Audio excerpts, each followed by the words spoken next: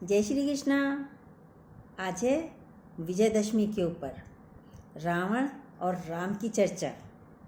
और दशानन क्या है, दशरथ क्या है, दशानन और दशरथ के शब्दों का अर्थ क्या है, उसे जानेंगे हम आज। यदा यदा हि धर्मस्य ग्लानिर्भवति भारत अभ्युत्थानं धर्मस्य तदात्मानं सृजाम्यहम्। अर्थात जब जब धर्म की हानि होती है और अधर्म की वृद्धि होती है, तब तभी मैं प्रकट होता हूँ। सुनिए, बहुत अच्छी बातें हैं, बहुत अच्छी लाइनें हैं, ज़्यादा बड़ी नहीं हैं।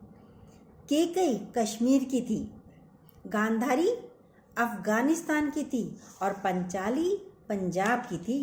ये सब भारत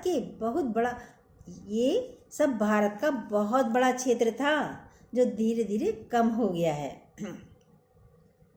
छोटा रह गया है। हम आपको ये बताते हैं कि भगवान श्री राम का राज्याभिषेक महाराज दशरथ ने भी नहीं देखा। कारण यह है कि दशरथ में भी 10 शब्द का प्रयोग होता है। उसके 10 रथ हैं, रावण के 10 सिर हैं। दशरथ जो है उसी दशरथ कहे या 10 सिर कहें। बहुत अच्छी बातें हैं, पूरी सुनिएगा। ये दोनों ही बेकार के प्रारूप हैं।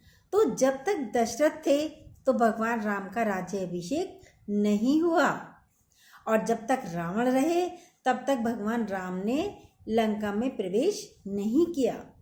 रावण का वध होने के बाद भी भगवान राम ने विभीषण का वहाँ का राज्याभिषेक किया और स्वयं आकर के अपनी जन्मभूमि पर रहे।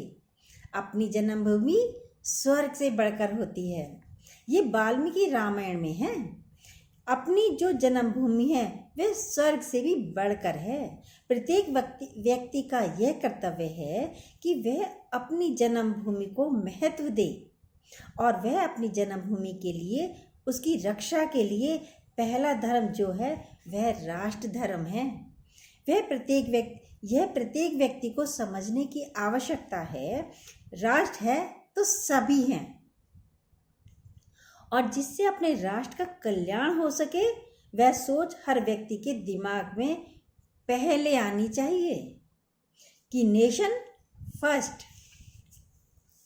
आप भगवान कृष्ण की लीला में देखिए, भगवान कृष्ण ब्रज की रज को लेकर के अपने मुख में डालते हैं, मिट्टी को भगवान खाते हैं। भगवान राम की बाल लीलाओं को आप देखिए। सबसे बड़ी बात यह है कि जिसके जीवन में संस्कार नहीं है, संस्कार का मतलब ये नहीं है कि आप धर्म स्थानों पर जाइए। धर्म स्थानों पर जाना चाहिए, गलत नहीं है, वह भी धर्म का लक्षण है। धर्म के 10 लक्षण हैं। धर्म के 10 लक्षणों में राष्ट्र धर्म पहला लक्षण है। हर व्यक्ति को तन समर्पित, मन समर्पित और ये जीवन समर्पित होना चाहिए, करना चाहिए। चाहत होनी चाहिए, हे मातृभूमि कुछ और भी मैं अर्पण करूं तुझे। आज हमारे देश के प्रधानमंत्री यशस्वी श्री नरेंद्र मोदी जी हैं। मैंने देखा है इनको तन से, मन से, धन से समर्पित जीवन इनका। देश के लिए हमने ही नहीं, आपने भी देखा होगा, देख ही रहे हैं अभी भी।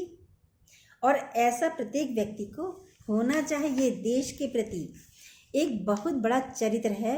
हमारा जो इतिहास है उसमें रावण जैसा ना हुआ है, ना होगा, और हमें लगता है ना है और ना आगे होगा। रावण हर क्षेत्र में सुपर था, ज्ञान में भी सुपर था, बल में भी सुपर था, और कहीं ना कहीं बुराई में भी सुपर था। हमारे यहाँ कहा है कि अगर कोई कम पढ़ा लिखा व्यक्ति या जिसको बोध नहीं हो वह गलती करता हो तो उसकी गलती को माफ़ किया जा सकता है। और अगर कोई ज्ञानवान व्यक्ति, पढ़ा लिखा व्यक्ति गलती करता है तो उसका अपराध क्षमा योग्य नहीं है, उसका अपराध भी बड़ा होता है, वह क्षमा योग्य नहीं है, उसे क्षमा नहीं करना चाहिए। भगवत गीता में भगवान श्री कृष्ण ने अर्जुन को यही कहा कि बड़े लोगों की गलती भी बड़ी होती है। रावण इतना विद्वान होने के बाद भी उसने इस तरीके का अपराध किए, इस तरीके के अपराध किए तो रावण को क्षमा नहीं किया जा सकता। जिसको बोध नहीं है उसको हम क्षमा कर सकते हैं, और जिसको बोध है उसको हम क्षमा नहीं कर सकते और करना भी नहीं चाहिए। रावण में सबसे बड़ा तो जो रावण का अपराध माना जाता है, सीता को उठाने गया तो वेश उसने साधु का बनाया। एक साधु समाज को, पूरे के पूरे साधु समाज को उसने कलंकित कर दिया। सबका विश्वास हट गया ना साधुओं का ऊपर से।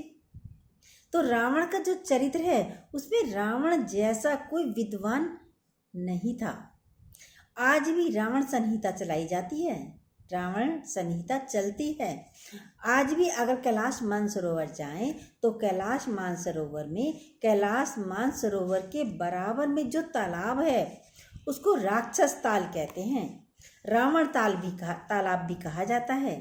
मान्यता यह है मानसरोवर में हर कोई स्नान कर सकता है, लेकिन राक्षस ताल में वही आचमन स्नान कर सकता है जो चारों वेदों का जानने वाला हो, ज्ञाता हो।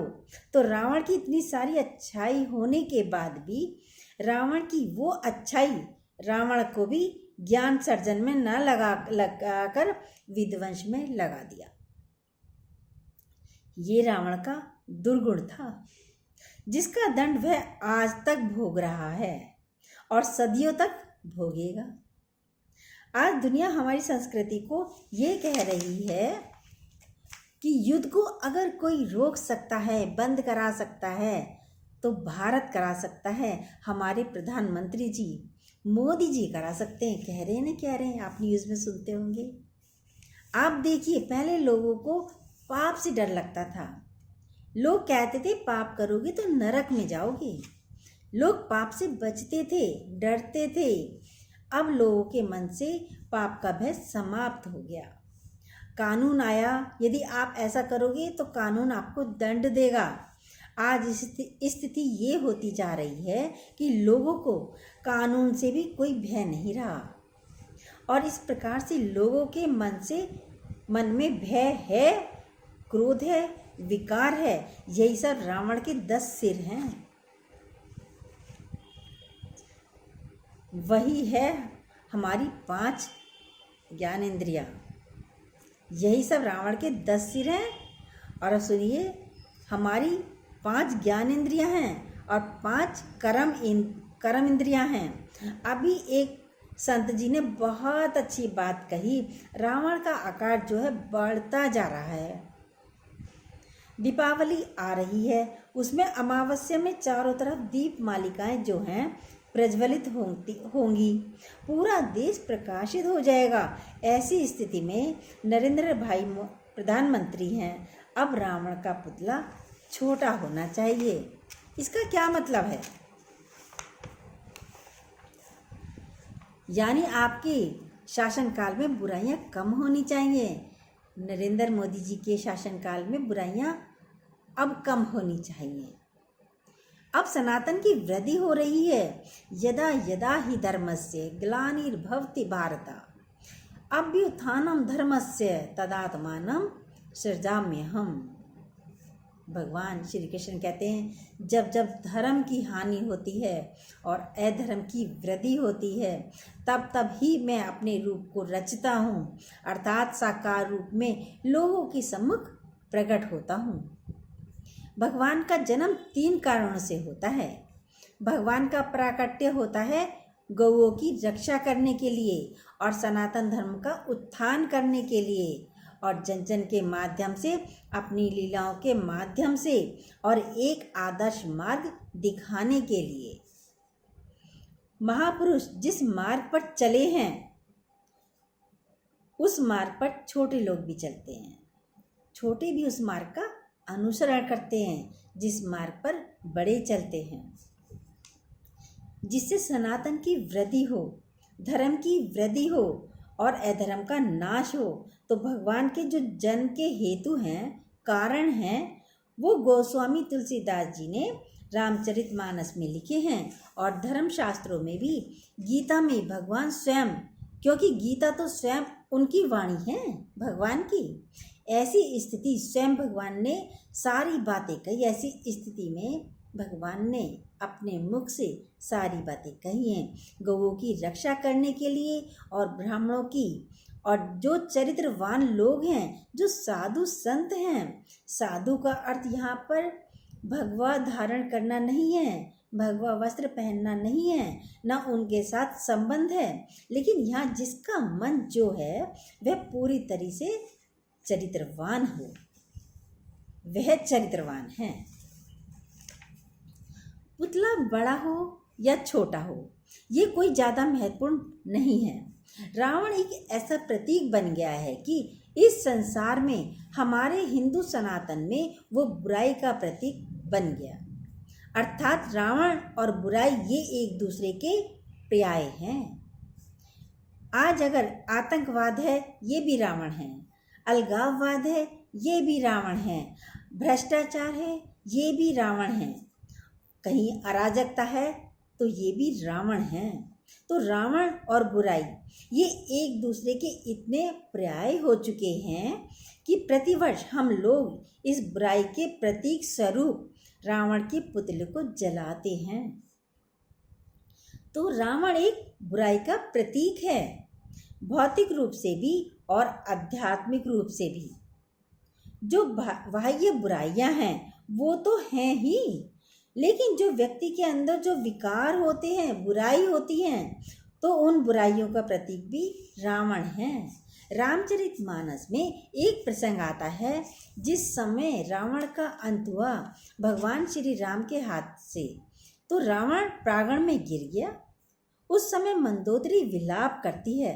उस समय देवलोक से देवता आते हैं, भगवान श्री राम को प्रणाम करते हैं और भगवान को धन्यवाद देते हैं कि इस दुष्ट से, दुरात्मा से हमारी रक्षा की आपने। लेकिन उसी समय एक प्रसंग आता है, अब ये सब प्रसंग प्रतीकात्मक हैं, कि शंकर जी कहते हैं, हे रघुकुल नायक श्रेष्ठ, हे रघुकुल नायक श्रेष्ठ, रक्षा करो, रक्षा करो। तो श्री राम जी कहते हैं, किसकी रक्षा और किससे रक्षा करें हम? तो शंकर जी कहते हैं कि संसार को रावण से इस संसार की रक्षा की थी, संसार को रावण से इस संसार की रक्षा की थी। तो उस समय प्रभु श्री राम कहते हैं, हे भोलेनाथ, रावण तो प्रांगण में पड़ा है, रावण का अंत हो गया है, अब चिंता की कोई बात नहीं है। तो शंकर जी कहते हैं, एक मुट्ठी मिलती रावण पर डालते हैं। तो शंकर जी कहते हैं, एक मुट्ठी मिट्टी की वो रावण पर डालते हैं और कहते हैं कि हे रघुनंदन, इसको तो एक ना एक दिन मरना ही था। मैं इसकी बात नहीं कर रहा, लेकिन जन जन के अंदर जो विकार, वासना, काम, क्रोध, लोभ, मोह, अहंकार रूपी जो वासनाएं हैं, विकार हैं, वो रावण अंदर बैठा है। हे प्रभु, इन विकारों से संसार की रक्षा करो। शंकर भगवान जी कहते हैं श्री राम जी से। जय श्री कृष्णा। आपको हमारी ये बातें, लाइनें कैसी लगी ज़रूर कमेंट में करिएगा और प्लीज़ सब्सक्राइब कीजिएगा, और जो घंटी आती है, बेल आती है, उसको दोबारा से प्रेस कीजिएगा। जय श्री कृष्णा।